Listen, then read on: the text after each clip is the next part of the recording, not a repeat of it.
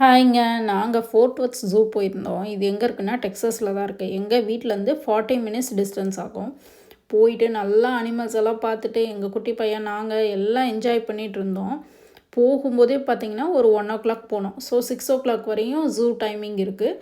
வெதரும் ரொம்ப நல்லா இருந்துச்சு. அப்படியே பிளான் பண்ணி தான் நாங்கள் போனோம். இன்னும் கொஞ்ச நாள் போனால் ரொம்ப சம்மர் ஸ்டார்ட் ஆகிடும். பீக் சம்மரில் ஜூலெல்லாம் வாக் பண்ணால் ரொம்ப டயர்டாயிருவாங்க குட்டி பசங்க அப்படின்ட்டு நாங்கள் கொஞ்சம் வெதர் நல்லா இருக்கும்போது, இப்போ ஸ்ப்ரிங் சீசனுங்கிறனால நல்லாயிருக்கும் வெதர், அப்படி தான் பிளான் பண்ணி போனோம்.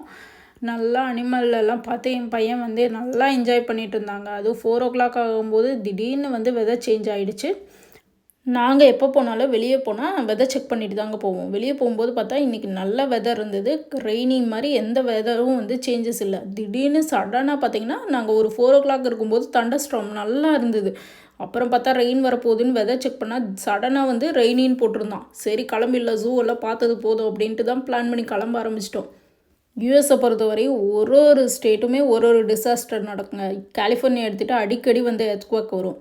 அதே மாதிரி ஃப்ளாரிடா எடுத்துக்கிட்டால் ஹரிக்கெயின் வரும். இங்கே டெக்சாஸ், ஓக்லஹோமா இந்த மாதிரி ஸ்டேட்லாம் டொர்னேடோ வரும்.